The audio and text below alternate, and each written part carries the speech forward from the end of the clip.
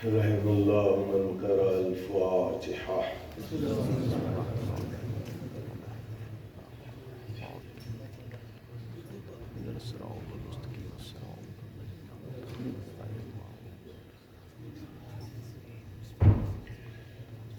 لا حول ولا قوة إلا بالله العلي العظيم. أعوذ بالله من الشيطان الرجيم. بسم الله الرحمن الرحيم. الحمد لله رب العالمين والصلاة والسلام على سيد الأنبياء والمرسلين سيدنا ونبينا وشفيعنا بالقاسم محمد. اللهم صل على محمد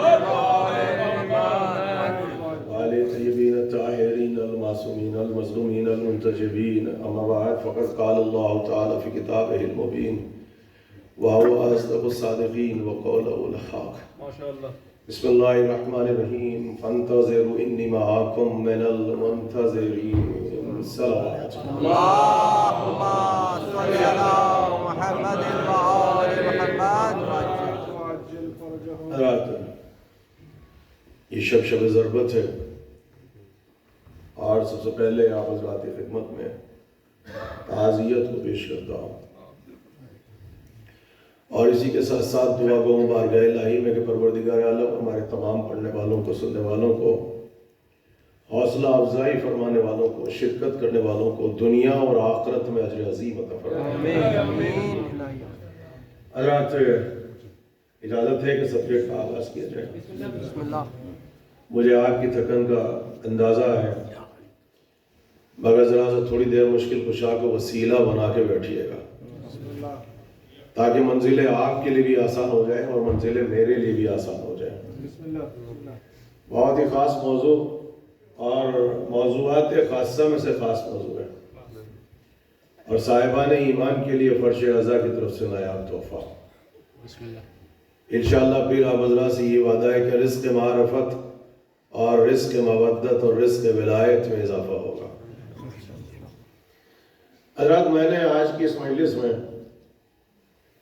قرآن مجید کی جس آیت کا انتخاب کیا ہے بس اور ہاں کرتے رہیے گا تاکہ مجھے احساس رہے کہ آپ جا کر میرے بیان کو سماعت فرما رہے ہیں. بسم اللہ.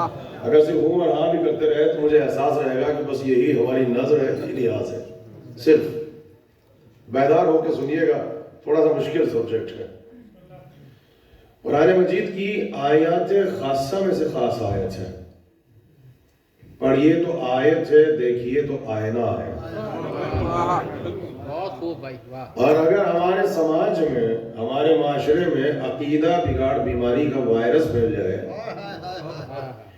تو یہ آیت لرزتے ہوئے بازوؤں پر امام ضامن کے فرائض کو انجام دیتی ہے. یہ بات ہے، پڑھیے تو آیت ہے، دیکھیے تو آئینہ ہے. رزق معرفت آج چونکہ سبجیکٹ ہے ہماری انتظامیہ نے دیا ہے اور چونکہ بزرگوں کی درخواست حکم کا درجہ رکھتی ہے اور مجھے آنے سے پہلے سبجیکٹ دیا گیا تھا تو آج افہام میں، تفہیم میں، معرفت حضرت حجت کے سلسلے میں میں اپنے سبجیکٹ کو پیش کروں گا. میرے ساتھ رہیے گا. اور اس مجلس میں نے جس آیت کا انتخاب کیا فانتظروا انی معکم من المنتظرین. بھائی سنیے آپ، کیا آیت سے دیکھیے، مزاج دیکھیے آپ، کتنی آسان آیت ہے. آپ کا خالق آپ سے کتنا کلوز ہو کے گفتگو کر رہا ہے.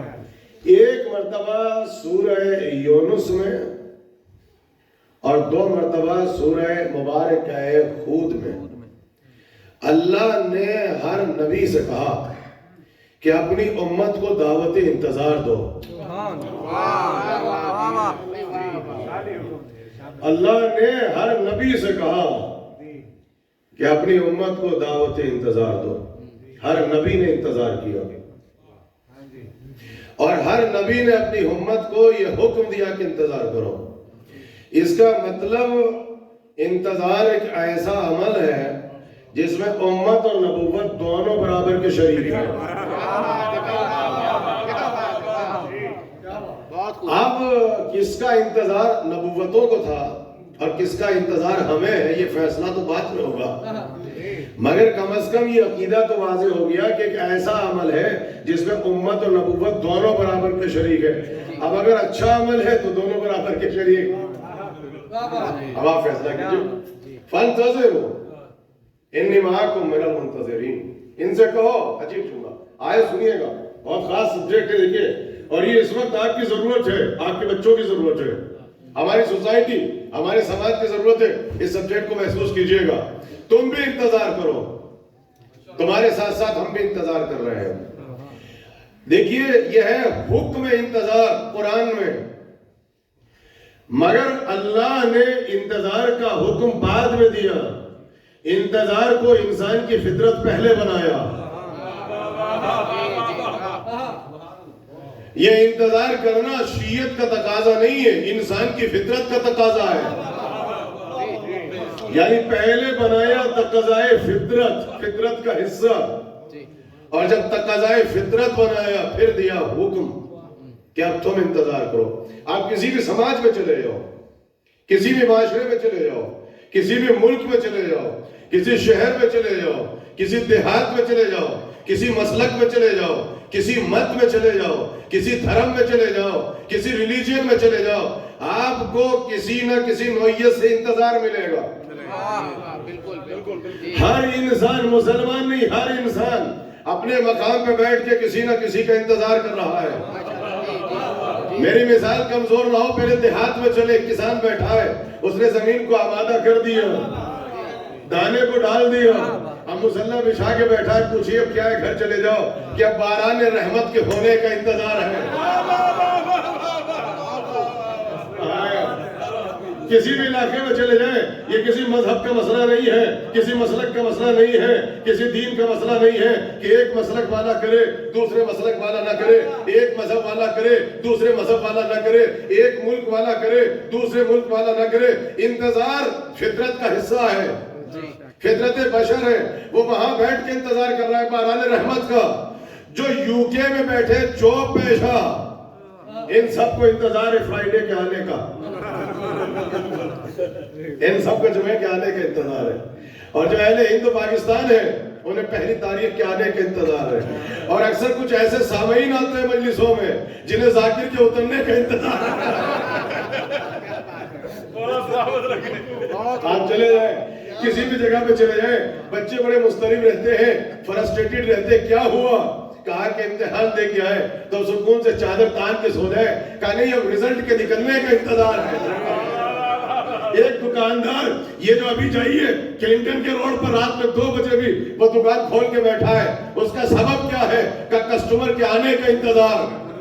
یہ میں نے 4 یا 5 مثالیں آپ کو دی کہ کسی بھی سماج میں جاؤ, کسی شہر میں جاؤ, کسی ملک میں جاؤ, کسی دیہات میں جاؤ, کسی نہ کسی نوعیت سے انتظار ملے گا.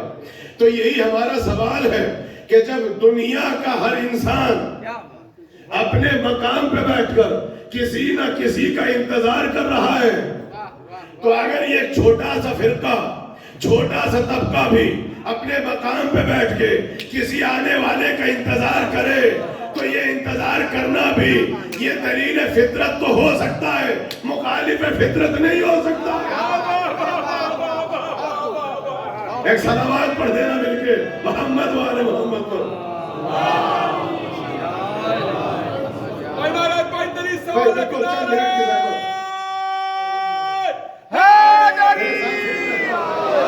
بھائی جب سب انتظار کر رہے ہیں کسی نہ کسی نوعیت سے, کسی نہ کسی طریقے سے اپنے مقام پر بیٹھ کر, اور کہہ رہے ہیں تقاضائے بشریت ہے, تقاضائے فطرت ہے, تو اگر ایک چھوٹا سا طبقہ, یہ چھوٹا سا فرقہ بھی کہ اپنے مقام پر بیٹھ کر کسی کی آمد کا منتظر ہے, تو یہ مخالف فطرت نہیں ہو سکتا ہے, یہ مطابق فطرت ہے. آپ سنیے, جب ہم نے کہا کہ انتظار حکم پروردگار, حکم بعد میں, تقاضائے فطرت پہلے بنایا. ارے کہاں ہے آپ؟ اب جب ہم نے یہ پڑھا کہ انتظار ہے ضرورت, تو کہا کہ اگر یہ بشریت کی ضرورت ہے اور یہ فطرت کا تقاضا ہے اور یہ فطرت کا حصہ ہے, تو پھر ہر مسلمان انتظار کیوں نہیں کرتا؟ بھائی پھر چھوٹا طبقہ, یہ چھوٹا سا فرقہ بیٹھ کے بھائی آنے والے ایمان کی آمد کا منتظر کیوں؟ بھائی جب تقاضائے بشریت ہے، بھائی جب ضرورت فطرت ہے، تو پھر صرف ایک فرقہ ایک طبقہ انتظار کیوں کر رہا ہے؟ بھائی سب انتظار کریں۔ تو بھائی اس کا جواب بھی قرآن نے دیا کہ کبھی کبھی انتظار کرنا تقاضائے فطرت ہوتا ہے، اور کبھی کبھی انتظار نہ کرنا، ارے کہاں ہے انتظار نہ کرنا، یہ بھی تقاضائے فطرت ہوتا ہے۔ اگر آپ کو یقین نہ ہو، وہیں پہ مثال کو پلٹا دیں۔ کل تک وہ کسان جماعت لے کے بیٹھا تھا، نماز استسقا پڑھ رہا تھا، یا اللہ بارش دے دے، ارے کہاں ہے یا اللہ بارش دے دے۔ بارش ہوئی، میں 2 دن کے بعد وہاں سے گزرا، وہی مصلی لے کے بیٹھا ہے، یا اللہ بارش نہ ہو، یا اللہ بارش نہ ہو۔ بھائی 2 دن پہلے خود بھی دعا کر رہا ہے، جب دعا قبول نہ ہوئی جماعت لے کے بیٹھا ہے، پھر نماز استسقا پڑھ رہا ہے، یا اللہ بارش دے، یا اللہ بارش دے۔ یہ 2 دن کے بعد کیا فطرت بدل گئی؟ کیا ضرورت بدل گئی؟ کہا کہ تم نے نہیں پہچانا، جس آنے والی بارش سے فائدہ تھا، کہاں ہے جس آنے والی بارش سے فائدے کی امیدیں وابستہ تھی، اس بارش کا انتظار تھا، اور جب خطرے کا امکان ہوا کہ اب اگر بارش ہوئی تو غلہ بہہ جائے گا، کہاں ہے تو آپ مجھے بتائیے کہ اب انتظار کرنا تقاضائے فطرت ہے یا فرار اختیار کرنا یہی فطرت کا تقاضا ہے؟ اور قریب آئیے، دکاندار بیٹھا ہے رات میں 12 بجے تک، کسٹمر آ جائے، اس لیے کہ 2 چیزوں کے آنے کا کچھ پتہ نہیں، ایک کسٹمر، ایک ملک الموت، کچھ پتہ نہیں کہ کب آ جائے۔ تو وہ دکاندار بیٹھا ہے، سنیے میری مثال کمزور نہ ہو، لیکن اگر اس کو یہ پتہ چل جائے کہ اب کسٹمر نہیں آئے گا، ریوالور والا آئے گا، اور جو کچھ صبح سے اب تک بچا کے رکھا ہے وہ کچھ سمیٹ کے لے جائے گا، مجھے بتائیے وہ انتظار کرے گا یا شٹر گرا کے فرار اختیار کرے گا؟ معلوم ہے جس کسٹمر سے فائدے کی امیدیں وابستہ تھی، ارے کہاں ہے، اس کا انتظار کیا جا رہا ہے، جس سے خطرے کا امکان ہے اس کا انکار نہیں کیا جا رہا ہے۔ یہ جو میں نے مثال دی، آخری مثال، کہ بچے مضطرب رہتے ہیں، انتظار کرتے ہیں رزلٹ کے نکلنے کا۔ آپ سب گزرے ہیں ہائی اسکول کی منزلت سے، انٹرمیڈیٹ سے، بورڈ کے امتحان سب نے دیا ہوگا، مجھے ایمان سے بتائیے کیا سب انتظار کرتے ہیں؟ میں کہاں ہے سنیے گا، کیا سب انتظار کرتے ہیں؟ جن کو پتا ہوتا ہے، مجھے نہیں پتا کتنے سمجھیں گے، کہ جب رزلٹ نکلے گا، ارے نہیں پہنچ رہے ہیں، جن کو پتا ہے کہ جب رزلٹ نکلے گا تو نتیجہ پوزیٹیو اور مثبت ہوگا،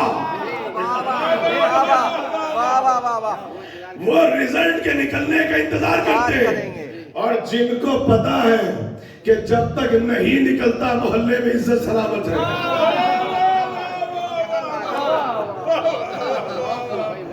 میں شاعرہ حیات تو بیٹھا ہوں، سنیے بھائی، جن کو پتا ہے کہ اگر رزلٹ نکلا تو مثبت نتیجہ ہوگا، وہ رزلٹ کے نکلنے کا انتظار کرتے ہیں۔ اور جس کو پتا ہے کہ جب تک نہیں نکلتا محلے میں اور خاندان میں اور سینٹر میں پارکنگ لوٹ میں عزت سلامت ہے، تو وہ رزلٹ کے نکلنے کا انتظار نہیں کرے گا، یا اللہ شہر میں کرفیو لگ جائے، فساد ہو جائے، اسکول کی بلڈنگ گر جائے، پرنسپل کو بخار ہو جائے، اخبار کی پریس میں آگ لگ جائے، مگر رزلٹ نہ نکلے۔ یہ میں نے اتنی مثالیں اس لیے دی کہ انتظار سب کرتے ہیں مگر نیک امید والے،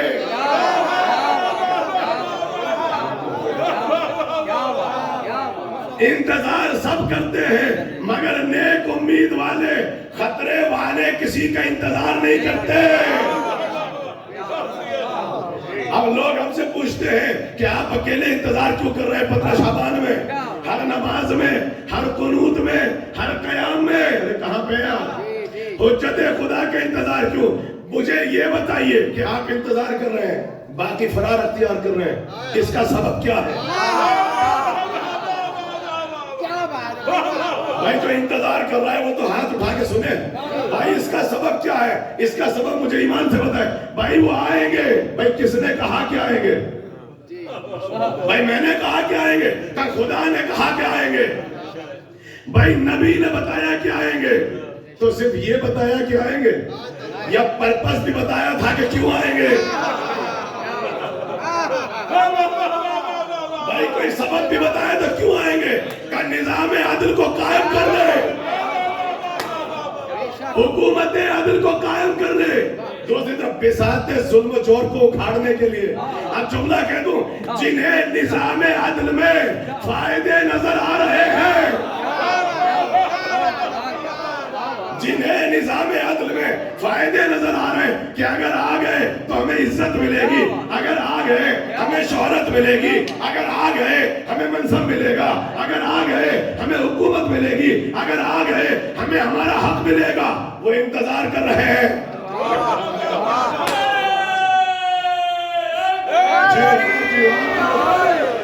جنہیں پتا ہے کہ اگر آ گئے تو ہمیں ہمارا حق ملے گا, ہمیں عزت ملے گی, ہمیں منصب ملے گا, ہمیں شہرت ملے گی, ہمیں حکومت ملے گی, ہمیں اقتدار ملے گا, ہمیں عزت ملے گی, وہ انتظار کر رہے ہیں. اور جن کو پتا ہے, میں جن کو پتا ہے کہ اگر آ گئے تو جو کچھ 1400 برس سے جمع کر کے رکھ رکھا ہے, ارے کہاں بیٹھے آپ, جو کچھ 1400 برس سے جمع کر کے رکھا ہے وہ سب کچھ لے کے چلے جائیں گے. تو یہاں انتظار کرنا فطرت کا تقاضا ہے, وہاں فرار اختیار کرنا فطرت کا تقاضا ہے. صلوات پڑھ دے مل کے محمد والے محمد.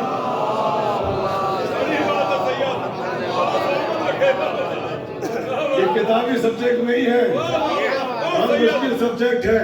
روزے کے عالم میں بیٹھے ہیں, یاد رکھیے گا قسم خدا کی اشرا یاد رہے یا نہ رہے, اس مجلس کو یاد رکھیے گا. حکم قرآن میں فانتظروا انی معکم من المنتظرین, حکم بعد میں دیا, فطرت کا حصہ پہلے بنایا. انتظار نیک امید والے کرتے ہیں, ارے کہاں آیا, خطرے والے انتظار نہیں کرتے. جنہیں حکومت عدل میں فائدہ نظر آ رہا ہے وہ انتظار کر رہے ہیں, جنہیں خطرہ نظر آ رہا ہے تو فرار اختیار کر رہے ہیں. آپ سنیے یہ تیسرا نقطہ, چوتھا سنیے آپ میرے ساتھ ہیں, قدم پر قدم پڑھ رہا ہوں تاکہ یاد رہے مجلس سے. کہنے لگے 15 شعبان کو جاؤ تو عجل اللہ ظہوری کی صدا, قنوت سنو تو دعا, ان کی دعا سنو تو دعا, اٹھتے بیٹھتے حجت خدا کے انتظار. تو مسکرائے ہمیں دیکھے اور چھیڑنے لگے. ہم نے کہا چھیڑیے نہیں ورنہ گھر تک چھوڑیں گے نہیں. آج تو فطرت کو پڑھ کے سنا رہے ہیں. کہنے لگے یہ جو انتظار کرتے ہو, تمہارے انتظار کرنے یا نہ کرنے سے ان کی آمد یا نہ آمد پر کوئی اثر واقع ہوگا؟ کہاں ہے آپ نوجوانوں؟ بہترین تحفہ, ہر سجدے میں دعا, ہر قیام میں دعا, ہر قنوت میں اٹھتے بیٹھتے عجل اللہ ظہوری. کہے جو انتظار کر رہے ہو, یہ آپ کے ذہن میں بھی کوشچن پیدا ہو سکتا ہے, کیا ہمارے انتظار کرنے یا نہ کرنے سے ان کی آمد یا نہ آمد پر کوئی اثر واقع ہوگا؟ یعنی انتظار کرو حسینیہ میں تو جلد آئیں گے, انتظار کرنا تم چھوڑ دو تو ڈیلے ہو جائے گا. تب کیا ولایت آپ کی محتاج ہے, امامت آپ کی محتاج ہے؟ تم انتظار کرو یا نہ کرو, وقت معین ہے, وقت معین ہے, وہ تو آئیں گے. تو ہم مسکرائے کہ اپنے مطلب کا جواب مل گیا. کہنے لگے پھر ہر نماز میں دعا کیوں؟ بھائی جب آمد پر یا نہ آمد پر کوئی اثر واقع نہیں ہوگا, وقت معین ہے, ٹائم معین ہے, اللہ کو پتا ہے, امام کو پتا ہے, تو پھر کیوں انتظار؟ ارے کہاں ہے آپ؟ ہم نے کہا کہ پھر چلنا پڑے گا وہی چچا میاں کے پاس. ارے کہاں ہے آپ؟ وہیں چلے, وہ بتائیں گے. وہ مصلی بچھا کے بیٹھے ہیں, نماز استسقا, یا اللہ بارش دے. کیا ویدر فورکاسٹ کو نہیں پڑھ سکتا؟ یا اللہ بارش دے. بھائی بارش کا وقت معین ہے, وقت وقت معین ہے، آپ انتظار کرو یا نہ کرو، بارش اپنے وقت پہ ہوگی۔ پھر یہ انتظار کیوں کر رہا ہے؟ اور سنیں گے یہ آپ کو فرائیڈے کی آمد کا انتظار کیوں ہے؟ کیا انتظار کرو گے تو فرائیڈے بدھ کو آ جائے گا؟ میں اپنے پڑھنے کا ذمہ دار ہوں، آپ کے سمجھنے کا نہیں۔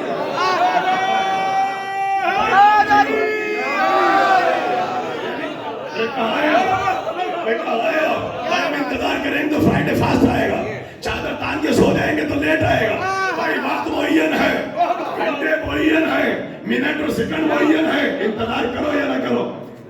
کہاں بیٹھے یہ بچہ پریشان ہے گھر میں، اس سے کہو کہ بیٹا رزلٹ کے نکلنے کا وقت معین ہے، انتظار کیوں؟ کیا اس آمد کے نامد پہ کوئی اثر واقع ہوگا؟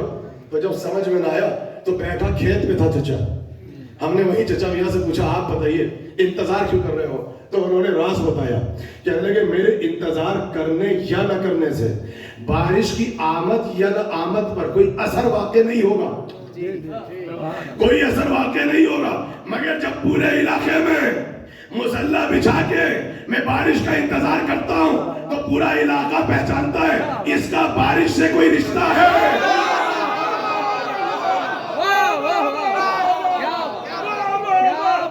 اس کا کوئی بارش ہے،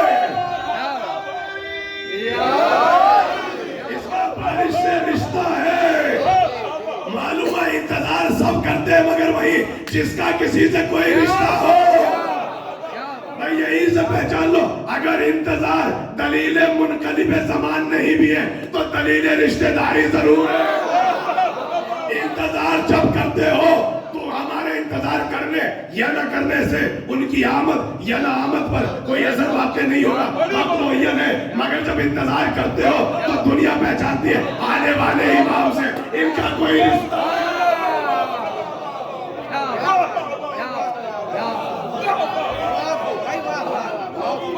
کیا شرف ہے؟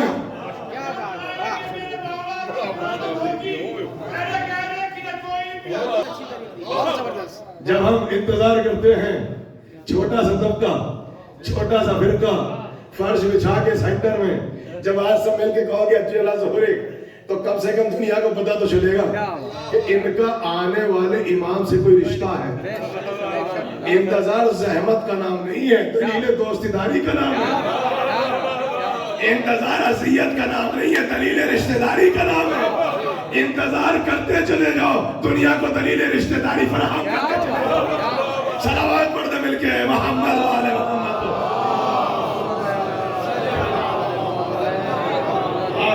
یہ پورے اشرے کا سبجیکٹ سمیٹ کے پڑھ رہا ہوں لفظ انتظار پر، بالکل شاعرہ حیات پہ بیٹھا ہوں، کوئی کتابی سبجیکٹ نہیں۔ سنیے کہ فطرت کا حصہ ہے تو فطرت کو وسیلہ بناؤ۔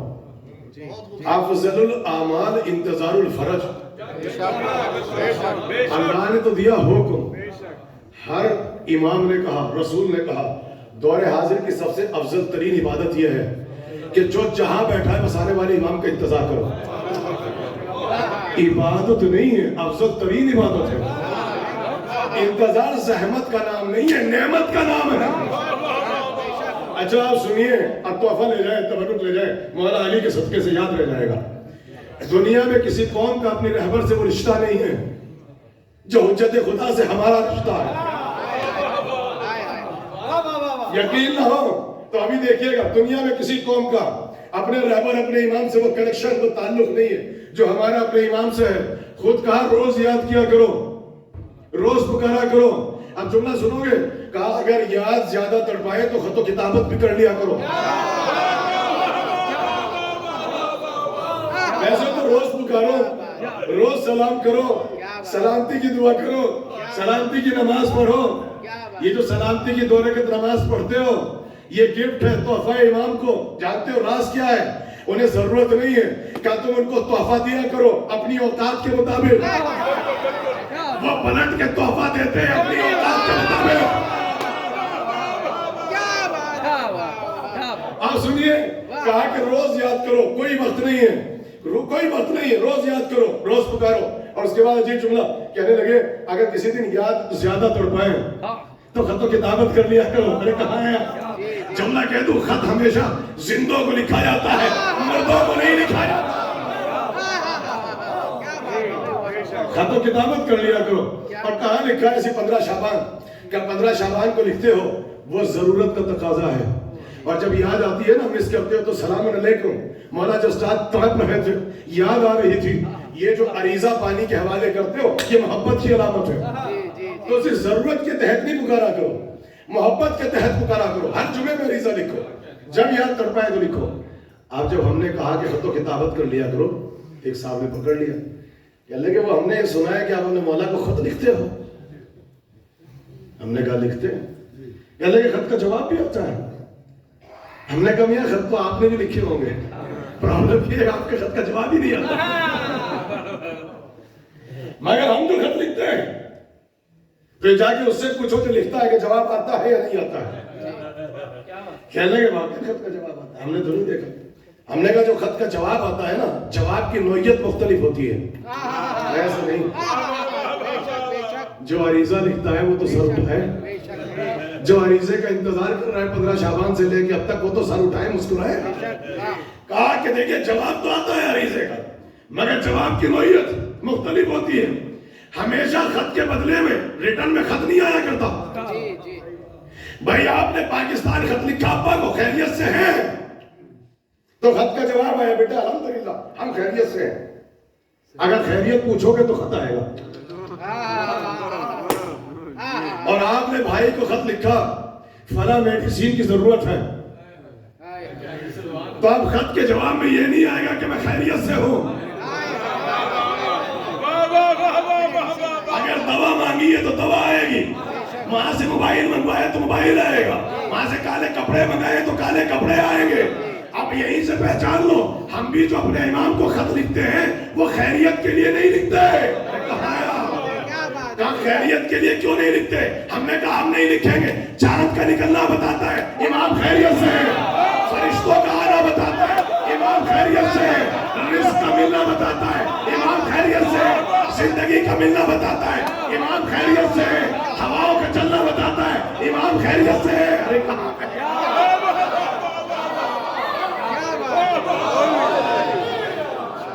सितारों का निकलना बताता है इमाम खैरियत से, चांद का निकलना बताता है इमाम खैरियत से, कायनात का चलना है बताता है इमाम खैरियत से, आपको रिज़्क़ मिलना है बताता है इमाम खैरियत से।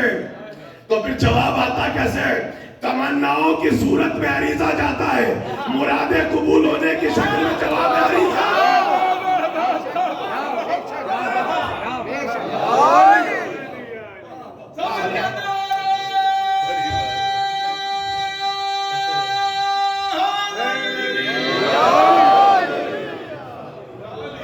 तमन्नाओं की सूरत में खत जाता है, मुरादों के पूरा होने की शक्ल में जवाब खत आता है।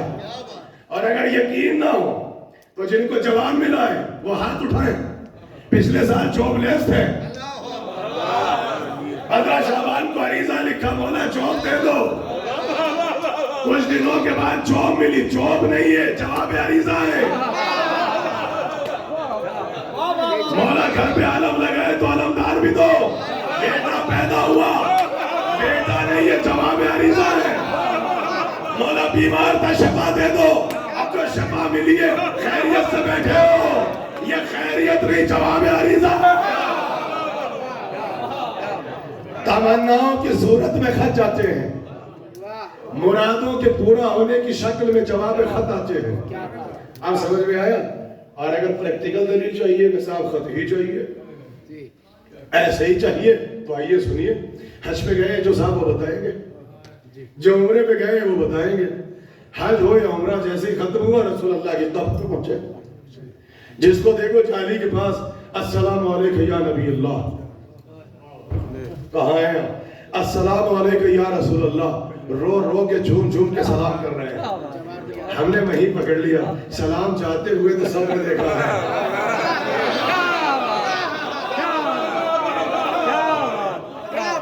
भाई सलाम चाहते हुए सबने देखा, जवाब सलाम आते हुए किसी ने नहीं देखा। और इत्तेफाक से एक जगह हमारे उस्ताद अक्सर कहा करते थे कि बेटा जब इमाम बारगाह अकेला हो, मस्जिद अकेली जब एंटर हो तो सलाम क्या करो। तो मैंने कहा किबला वो तो खैरियत है, लेकिन जिस दिन सलाम आ गया ना जवाब, इस दिन शायद तुम्हारा मस्जिद में जाना ही नसीब ना हो। तो हमने कहा वैसे तो जवाब का सलाम चाहते हुए सबने देखा, जवाब आते हुए किसने देखा? जी जी जी किसने देखा? अच्छा सलाम का करना तो सुन्नत है, मुस्तहब है, जवाब सलाम तो वाजिब है।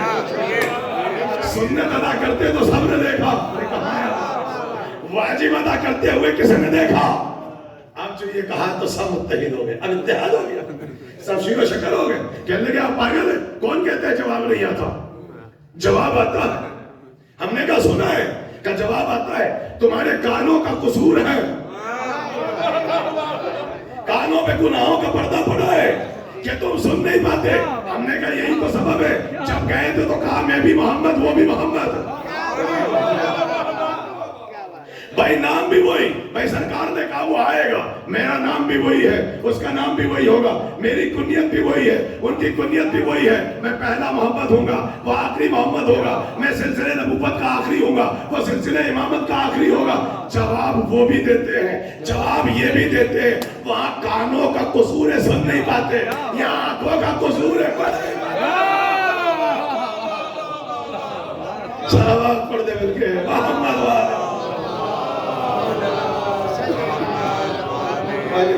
इतनी हल्की सलवात पढ़ेंगे तो फिर नहीं पढ़िएगा।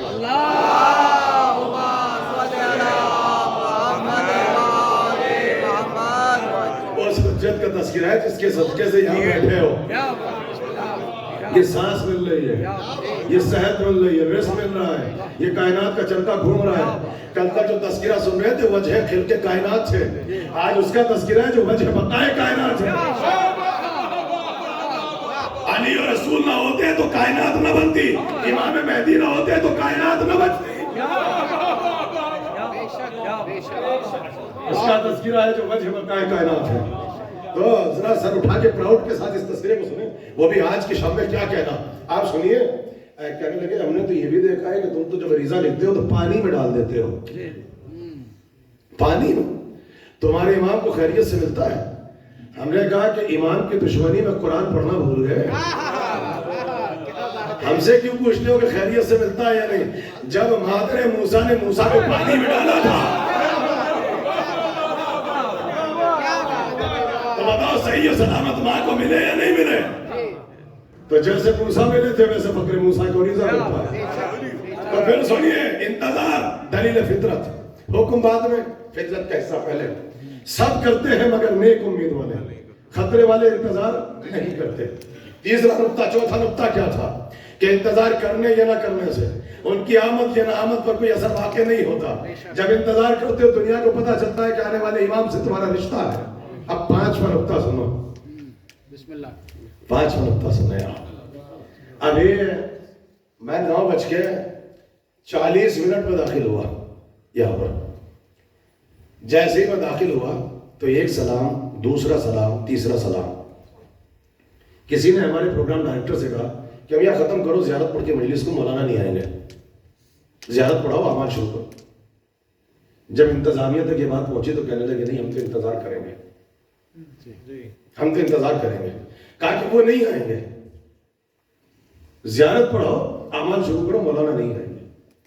तो इंतजामिया ने उठ के ये कहा कि नहीं, हमसे वादा किया था, क्या हमसे वादा किया था तो हम आएंगे। अब इंतजार करना शराफत का तकाजा है। हो सकता है कि जो नहीं आए अभी तक कोई मसला है, तो कोई हिकमत हो, कोई मसला हो, तबीयत नासाज हो, ट्रैफिक हो, आ रहे हो, रास्ते में हो, मगर जब वादा किया है तो इंतजार करेंगे। लेकिन अगर इंतजामिया को पक्का एक्सपीरियंस हो कि साल में 10 मरतबा वादा करते, रहते कभी भी नहीं। अब आप मुझे बताइए कि आप मेरा इंतजार करेंगे? अब आप इंतजार नहीं करेंगे, ज़ियारत पढ़ा के तबर्रुक बांट देंगे।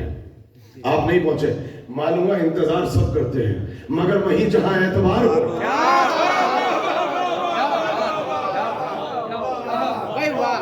इंतजार सब करते हैं मगर वहीं जहां एतबार हो। मालूम है इंतजार में और एतबार में एक रिश्ता है, इंतजार और एतबार में एक रिश्ता है।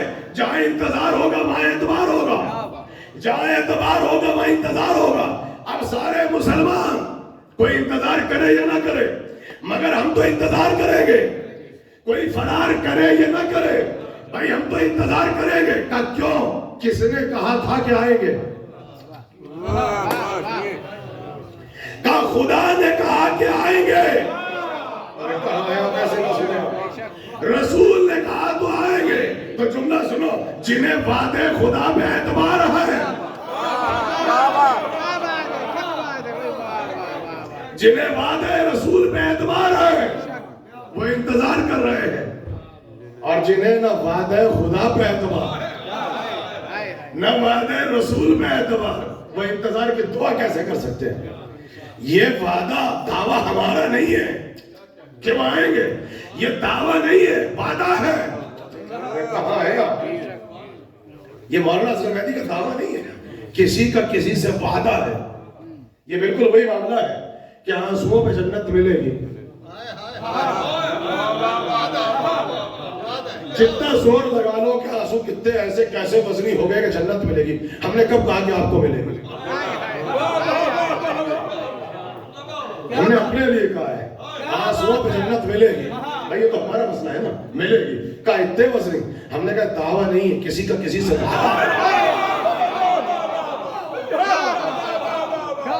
یہ کم مولانا اصغر مہدی نے کہا دعویٰ نہیں ہے، کسی کا کسی سے وعدہ ہے. معلوم ہے اگر اختلاف ہوگا میرے دعوے پہ نہیں ہوگا، اختیار فتح اختیار ولایت پہ ہوگا. اور جو اختیار ولایت کو چھوڑتے سب کچھ ہو سکتا ہے. صادق آل محمد کا شیعہ نہیں ہو سکتا. صادق آل محمد کا شیعہ نہیں ہو سکتا. اگر بہم میں بھی آ جائے کہ آنسو ہلکا ہے، تو آنسو نہیں دیکھو، نسبت دیکھو. نسبت دیکھو. اس کا وزن دیکھنا چاہتے ہو تو قصص الانبیاء میں صاف لکھا ہے. ابراہیم نار نمرودی میں ہے، شعلے آسمان کی بلندی تک پہنچ رہے ہیں. دو سیرتیں ملی، دونوں کو قصص الانبیاء میں لکھا. ایک چھپکلی ایک مینڈک. چھپکلی کیا کر رہی ہے؟ پھونک مار رہی ہے آگ بھڑکے تاکہ قلیل چلے. اور مینڈک کیا کر رہا ہے؟ اپنے منہ میں پانی بھر بھر کے لا رہا ہے اور نارے نمرودی کے پاس ڈال رہا ہے کہ آگ بجھے. قصص الانبیاء میں بحث ہے، اس کے پھونک مارنے سے آگ بھڑکے گی نہیں، اس کے ایک ایک قطرہ پانی ڈالنے سے بجھے گی نہیں. تو قصص الانبیاء نے کیا کہا؟ عمل نہیں دیکھو، نسبت دیکھو.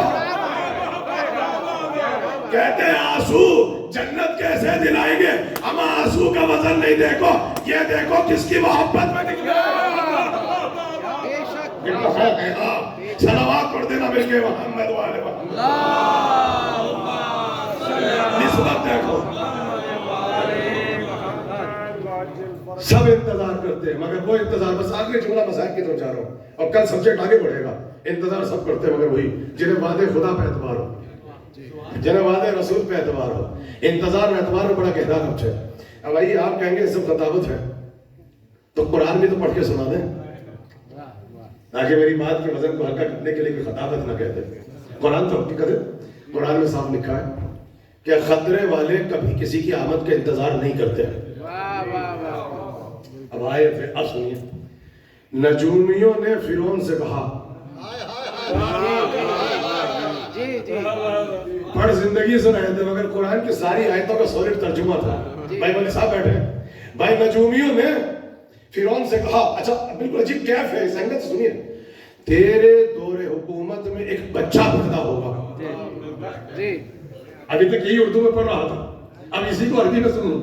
تیرے دور حکومت میں ایک بچہ پیدا ہوگا جو تیرے تخت حکومت کو الٹ کے رکھ دے گا. مجھے ایمان سے بتائیے فرعون اس ہونے والے بچے کے پیدا ہونے کا انتظار کرے گا؟ کیا کہتا ہے قرآن؟ بلکہ اس کی ساری کوشش یہ ہوگی کہ وہ پیدا نہ ہو. اب قرآن نے بتایا نیک امید والے انتظار کرتے ہیں، خطرے والے انتظار نہیں کرتے. اچھا یہاں اس نے کہا کہ 70,000 بچوں کو قتل کر دو، ماں کی آغوش ہو. میں کہوں گا حضرت فرعون تم نے تو نجومیوں کی بات پہ توجہ ہی نہیں فرمائی. وہ کہہ رہے ہیں کہ ایک بچہ پیدا ہوگا. نہیں، جو پیدا ہوگا وہ بچہ ہی تو ہوگا. بھائی ایک بچہ پیدا ہوگا، بھلا بچے کی یہ مجال کہ وہ باطل حکومت کا تختہ الٹ سکے. جس بات کو کلمہ پڑھ کے مسلمان نہ پہچان سکا اس بات کو کل کا باطل خدا پہچان گیا. یہ کلمہ پڑھ کے بھی یہی کہتے رہے کہ بچہ تو بچہ ہی ہوتا ہے, بچہ تو بچہ ہی ہوتا ہے, نبی و امام. اور اگر یقین نہ ہو تاریخ چاہ کے پڑھ لو, علی کے ہاتھ سے پٹا وہی ہے جس نے بچہ سمجھنے کی غلطی کی.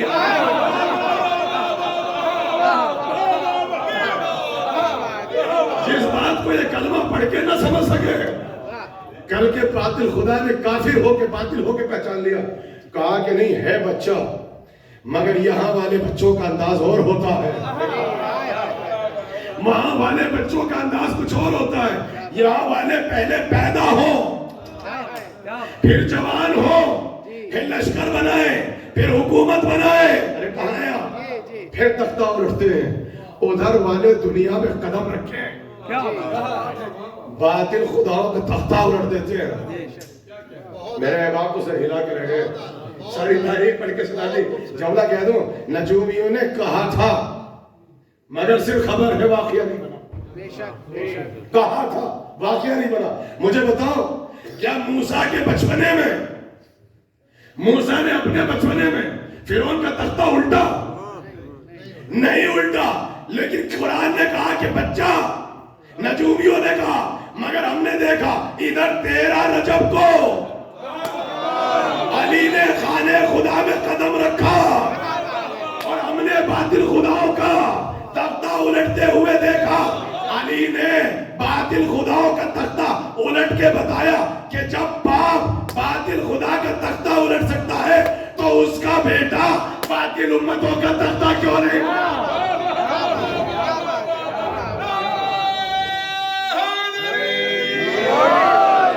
سمجھ میں آئی امام زمانہ کا اختیار الحکومت, جس کا باپ باطل حکومت کا تختہ الٹ سکتا ہے اس کا بیٹا باطل امتوں کا تختہ کیوں نہیں الٹ سکتا؟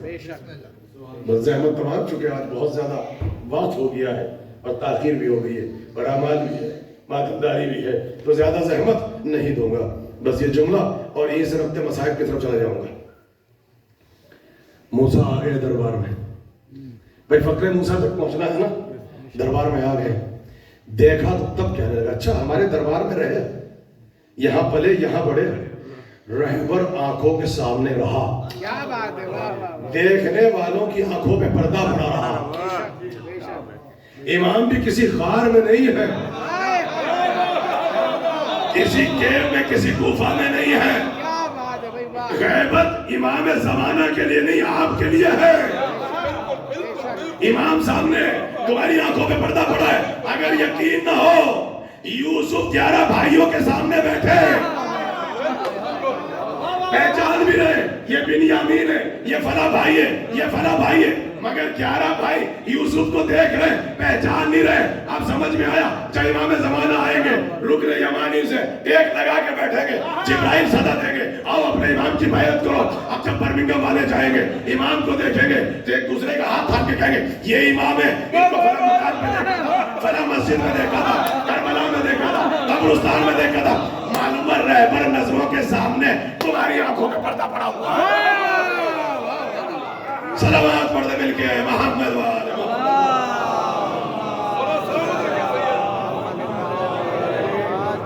امام آپ کے ساتھ چلے. الحجت قبل الخلق والحجت بعد الخلق والحجت مع الخلق. حجت کہتے ہی اسے ہیں جو خلق کے ساتھ ساتھ ہو. جب ٹھوکر لگتی ہے تو نجف سے نہیں آتے, حجت آپ کے ساتھ ہے. حجت آپ سے پہلے سے ہے, حجت آپ کے بعد میں بھی ہے. کسی کیب میں نہیں ہے, کسی غار میں نہیں ہے, آپ کے درمیان, آپ سب کو دیکھ رہے ہیں.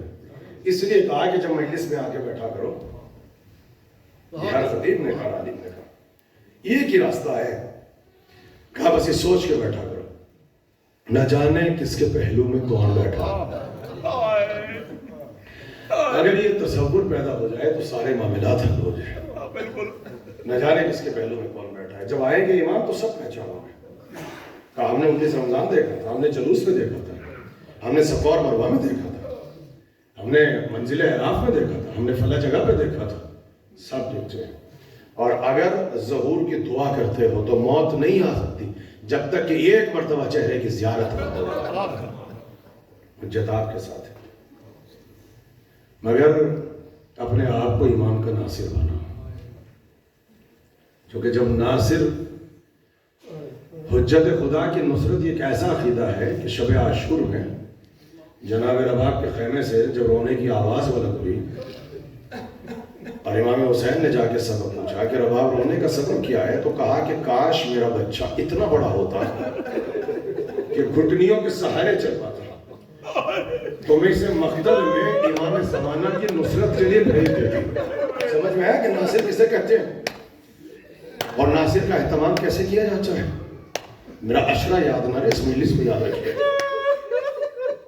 وہ تو پھر بات کا مسئلہ کہ جب امام نے کہا کہ اصغر کا جہاد تو ایسا ہو کہ اصغر کے بغیر تو میرے نانا کا دین نامکمل ہے. اللہ اکبر. اگر آپ نے دیکھا یہ امام زمانہ کی نصرت، اپنے آپ کو ناصر بناؤ، اس قابل بناؤ. 18 رمضان گزر گئے، آج شکوہ نہیں کرنا وقت کا. یہ تو خوش نصیب ہو کے بھی کہہ رہے، لیکن یہ شب ضربت. اور یہ سنو، انتظامیہ سے شکایت نہیں کرنا، نہ آپس میں شکوہ کرنا، نہ کمپلین. یہی یا 19 یا 21 یا 23 اسی میں آئے گی وہ آواز جو حضرت حجت کی حتمی علامت میں سے ہے. تو اس میں تو کوشش کرو کہ بیدار رہو. ہو سکتا ہے کہ آج کی رات آواز آ جائے یا پرسوں یا 23، اور تب پھر معین ہوگا کہ شب قدر کون سی ہے. تو بہت بڑی علامت ہے. یہ سونے کی شب کوئی، یہ تو شب عزا ہے، یہ تو شب گریہ ہے. اعمال کے بعد بھی سونا کوئی، یہ بیدار رہنا ہے.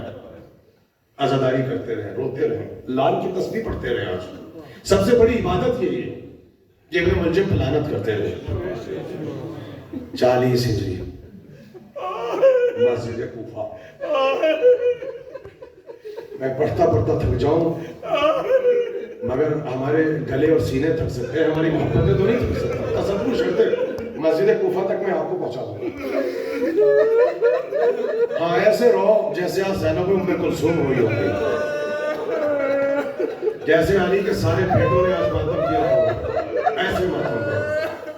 آج بھی ماتم کرنے والوں میں ایک بیٹا آج وہ بھی ماتم کر رہا ہوگا جس کے دونوں ہاتھ کٹے ہوئے ہیں. اللہ اکبر. آج جو ماتم کرو کوئی تماچے تو نہیں لگائے گا، کوئی دمے تو نہیں لگائے گا، کوئی بندشیں تو نہیں لگائے گا. جانتے ہو علی کو اپنی بیٹیوں سے کتنی محبت تھی. 36 ہجری آ گئی، علی مسجد کوفہ میں ہے، پہلا خطبہ ختم ہوا، امام حسن کو بلا لیا. بیٹا حسن، مجھے میری بیٹیاں بہت یاد آ رہی ہیں. بیٹیاں ویسے بھی باپ سے بہت نزدیک ہوتی ہیں. کہا بیٹا مجھے میری بیٹیاں بہت یاد آ رہی ہیں. حسن مدینے جاؤ، میری بیٹیوں کو کوفے لے آؤ. 36 ہجری. اور جب حسن چلے تو کہا حسین تم بھی جاؤ، عباس تم بھی جاؤ، محمد حنفیہ تم بھی جاؤ. مگر حسن جب زینب کو لے کر آنا تو سواری کو دروازے پہ ٹھہرائے رکھنا. شہر کوفہ میں جب تاخیر کرنا تو رات ہونے کا انتظار کرنا. رونا رہے تو ماتم کرو، سر کا ماتم کرو، چہرے کا ماتم کرو. امیر المومنین کے سر پہ ضربت لگی ہے. آج کی شب مصائب پڑھے نہیں جاتے، تصور کیا جاتا ہے. اللہ اکبر. 36 ہجری کا کوفہ ہے. حسن مجتبیٰ چلے گئے، بیٹیاں بے قرار ہیں. جب پتہ چلا تو بیٹیاں خوش ہو گئی. اچھا بابا کے ساتھ عید ہوگی. اللہ اکبر. کیا حضرت ہے. اس خاندان میں بھی ایک سے بڑھ کے ایک عید آئی ہے. سامان سفر تیار ہوا، بچیاں بڑی خوش ہیں، بابا نے بلایا ہے، بھائیوں کو بھیجا ہے، جوانان بنی ہاشم آئے ہیں. سواریاں تیار ہوئی، بڑی عزت سے سواریاں چلی. مدینے سے قافلہ چلا تو رات کا وقت تھا. کہتے کوفے کے دروازے پہ پہنچے تو شام ہو چکی تھی. حسن مجتبیٰ کو بابا کی وصیت یاد تھی. قافلے کو ٹھہرایا. عباس یہاں پہ ٹھہرو، حسین یہاں پہ ٹھہرو، محمد حنفیہ یہاں پہ ٹھہرو. ایک مرتبہ حسن مجتبیٰ مسجد میں پہنچے. بابا زینب آ گئی، بابا ام کلثوم آ گئی، بابا میں پہنوں کو لے کے آ گیا. کہتے ہیں کہ جو علی کی محبت کی انتہا تھی، جو تصور تھا، جو کیفیت تھی، میرے پاس وہ الفاظ نہیں ہے. کہتے ہیں علی اٹھے اور ایک مرتبہ کہنے لگے حسن زینب کے استقبال کو میں خود چلوں گا. بیٹا میں زینب کی سواری کو لے کے نہ آنا، میں اپنی بیٹی کو خود کوفے میں دے کر آؤں گا. کیا عزت ہے زینب کی، کیا وقار تھا زینب کا، کیا مرتبہ تھا زینب کا. علامہ اظہر حسن زیدی قال اللہ مقامہ تاریخ خطابت کا سب سے بڑے پلر گزرے. کہتے ہیں کہ کربلا میں جو جس کی صفت تھی اللہ نے اس کا اسی صفت سے امتحان لے لیا. حسین کو پیاس بہت لگتی تھی، اللہ نے پیاس سے امتحان لیا. عباس کے پاس شجاعت بہت تھی، شجاعت سے امتحان لیا. زین العابدین کے پاس غیرت بہت تھی، غیرت سے امتحان لیا. اور رونے والوں، ارے زینب علی کی بیٹیوں میں حیا بہت تھی.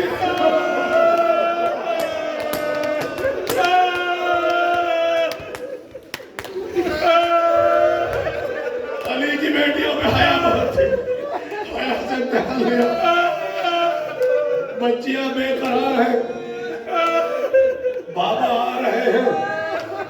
کہتے جب پہنچے تو کیفیت یہ تھی کہ جس سواری پہ شہزادی سوار تھی مہار ناقہ کو باپ نے سوار لیا، ایسے تھام لیا. آگے آگے علی ہے، پیچھے پیچھے زینب کی سواری ہے. جو کہ مولا نے اپنے صحابہ سے کہا تھا آج میری بیٹیاں آ رہی ہیں، دیکھو رات میں نماز عشاء کے بعد گھر سے نہ نکلو، دیکھو کھڑکی اور دروازوں کو بند کر لینا، اپنے چراغوں کو بجھا لینا. آج اولاد رسول آ رہی ہے، فاطمہ کی بیٹی پہلی مرتبہ کوفے آ رہی ہے. علی کی حکومت ہے، علی خلیفہ ہے، علی حاکم ہے. ادھر حکم آ چکا ہے، کوفے میں سناٹا ہے، کرفیو لگا ہوا ہے، چراغ بجھے ہوئے ہیں، دروازے بند ہیں. ایک مرتبہ علی آگے بڑھے، پیچھے پیچھے سواری ہے، کچھ آگے بڑھے ہوں گے. کوفے کے دروازے پہ گئے، کہا زینب ذرا پردہ ہٹاؤ. بیٹی نے پردہ ہٹایا. زینب پہچان لو یہ کوفے کا پہلا دروازہ ہے، جو جہاں پہ بیٹھا ہے تمہیں خدا ہے اس سے میں نے اسی لیے امام زمانہ کو پڑھا، امام زمانہ کو پرسوں دینا ہے، ماتم کرتے رہو. زینب پہچان لو یہ کوفے کا دروازہ ہے. آگے بڑھے زینب یہ کوفے کا چوک ہے. بیٹی کہتی ہے بھیا حسن میرے بازوؤں میں درد ہو رہا ہے، بھیا میرے دل میں درد ہو رہا ہے. یہ بابا کیا یاد دلا رہا ہے. ایک مرتبہ کہنے لگے حسن بہن سے کہو پہچانو یہ بازار کوفہ ہے. اور ایک مرتبہ ایک جگہ سواری گئی، کہنے لگے یہ دارالامارہ ہے، یہ حاکم کا محل ہے، یہ مسجد کوفہ ہے. ایک مرتبہ بیٹی نے رو کے کہا بابا یہ سب محمد حنفیہ کو دکھائیے، عباس کو دکھائیے، حسین کو دکھائیے. بابا بیٹیوں کو مسجد کوفہ کا دروازہ، کوفے کا صدر دروازہ کیوں دکھائے؟ کہا زینب یہ 36 ہجری ہے، ابھی 61 ہجری آئے گی، یہی کوفہ ہوگا، یہی چوک ہوگا، یہی بازار ہوگا، یہی دروازہ ہوگا. منادی کی آواز ہوگی، ہاتھوں میں پتھر ہوں گے، بازوؤں میں رسن ہوگی، کھلے ہوئے بال ہوں گے. تھک گئے نا روتے پتے روزے سے بیٹھے تھے نا، ذرا 1 یا 2 منٹ کی زحمت اور پھر کل مسائل پڑھ دوں گا. آج ہمارے اساتذہ کا طریقہ ہے کہ آج 36 ہجری میں زینب کی آمد کو پڑھا جاتا ہے ضربت سے پہلے. اللہ اکبر، آ گئی شہزادی، آ گئی ام کلثوم. مگر کیسی عید آئی کہ بابا کے ساتھ عید کریں گے، بابا کے ساتھ عید کریں گے. علی بیٹیوں کو بہت چاہتے تھے. حذیفہ یمانی کہتے ہیں عجیب جملہ کہ پہلی رمضان سے لے کے 13 رمضان ہو گئی، ہر سال علی نصیحتیں کرتے تھے، وصیتیں فرماتے تھے، وعظ کیا کرتے تھے. آج مسلسل وصیتیں فرما رہے ہیں، ہر خطبے میں موت کا تذکرہ ہے. ایک مرتبہ صحابہ تڑپنے لگے، مولا ہمارے بازو میں درد ہوتا ہے. آج کے خطبے کا انداز بدل گیا، کہنے لگے مجھ سے میرے بھائی رسول نے کہا تھا شاید وہ وقت قریب آ چکا ہے، یا علی آپ کے خون سے آپ کی داڑھی سرخ ہو جائے گی. 13 رمضان ہو گئی، یہاں تک کہ 14، 15، 18 رمضان گزری. علی نے اپنے بچوں سے کہا کہ آج کا افطار میں اپنی بیٹیوں کے ساتھ کروں گا، کبھی اس بیٹی کے ساتھ، کبھی اس بیٹی کے ساتھ. ام کلثوم نے گھر پہ اہتمام کیا. فاطمہ زہرا کی چھوٹی بیٹی زینب صغریٰ، زینب کبریٰ کی چھوٹی بہن علی بہت محبت کرتے تھے ام کلثوم سے. زہرا نے بڑی وصیتیں فرمائی تھی وقت شہادت زینب سے، میری ام کلثوم کا خیال رکھنا. حسین میری ام کلثوم بہت چھوٹی ہے، خیال رکھنا. اللہ اکبر. جب بیٹی کو پتا چلا بابا آ رہے ہیں، کتنا اہتمام کیا ہوگا، کیا انتظام کیا ہوگا. کبھی مصلی لگاتی ہے، کبھی وضو کا پانی رکھتی ہے، کبھی بابا کے لیے دسترخوان بچھاتی ہے. نماز کا وقت ہوا، نماز پڑھی. ایک مرتبہ افطار رکھا گیا. علی نے سر اٹھا کے دیکھا، ایک نان کی روٹی رکھی ہے، تھوڑا سا نمک بھی رکھا ہے، پانی بھی رکھا ہے. بیٹی نے باپ کا چہرہ دیکھا، ایک پیالے میں دودھ لا کے رکھا. باپ نے حسرت سے سر اٹھا کے بیٹی کو دیکھا. ام کلثوم کیا بابا کا مزاج بھول گئے؟ ہم ایک وقت میں دو غذا استعمال نہیں کرتے. بیٹا شیر اٹھا لو، بیٹا ہم نمک اور پانی سے افطار کر لیں گے. بہت تیزی کے ساتھ، وقت نہیں بچا. اللہ اکبر. افطار ہوا. اب ام کلثوم ہی روایت کرتی ہے، رات گزرنے لگی. مصلی پہ جاتے ہیں، کبھی سجدے میں ہیں، کبھی صحن خانہ میں جاتے ہیں، کبھی آسمان کو دیکھتے ہیں، کہتے ہیں ہاں یہ وہی رات ہے، ہاں یہ وہی رات ہے. بیٹی تڑپ کے کہتی ہے بابا یہ کون سی رات ہے؟ کہا اس رات کے لیے تمہارے نانا نے مجھے وصیت کی تھی. بیٹا بابا کی داڑھی خون سے تر ہوگی، خون سے سرخ ہوگی. کہا بابا پھر مسجد میں نہ جائیں، ارے گھر پہ نماز پڑھ لیں. کہا نہیں یہ مجھ سے میرے بھائی میرے برادر رسول کا وعدہ ہے. آسمان کو دیکھا، چلنے لگے. صبح کی نماز سے بہت وقت پہلے گھر سے نکلے اور جب دیکھا ایک مرتبہ بڑی حسرت سے بچیوں کو دیکھا. خدا حافظ کہا، اللہ آپ کی بچیوں کو سلامت رکھے. یہ علی کی ملاقات ہو رہی ہے، بس یہ وقت قریب آ چکا ہے، یہ پھر آپ اعمال کی طرف چلیں گے، بالکل قریب کا وقت آ رہا ہے. کہتے ہیں اب جو گئے تو علی نے مرغابیاں پال رکھی تھیں، آ کے علی کے قدموں سے لپٹ گئی، چیخنا شروع کر دیا. اب آ کے دامن سے لپٹ گئی. کسی نے اپنے منہ سے ردا کو پکڑ لیا. سنو گے کیا کہا؟ علی حسرت سے کہتے ہیں ام کلثوم تمہارے گھر کی تو مرغابیاں مجھ پہ نوحہ پڑ رہی ہیں. رونا نہ ہے تو ماتم کرو ام کلثوم، بیٹا تمہاری تو مرغابیاں بھی نوحہ پڑ رہی ہیں. آگے بڑھے، زنجیر در کو کھولنا چاہا تو علی کے کمر سے لپٹ گئی. کہنے لگے ام کلثوم تمہارے تو گھر کی در و دیوار بھی رو رہی ہے، تمہارے گھر کی تو در و دیوار ماتم کر رہی ہے. یہ کہہ کے وصیتیں فرمائی، مرغابیوں کا خیال رکھنا، جانوروں کا خیال رکھنا، ان کو پانی پلانا ورنہ آزاد کر دینا. میں کہوں گا مولا 36 ہجری ہے، ذرا 61 ہجری میں آ جائے.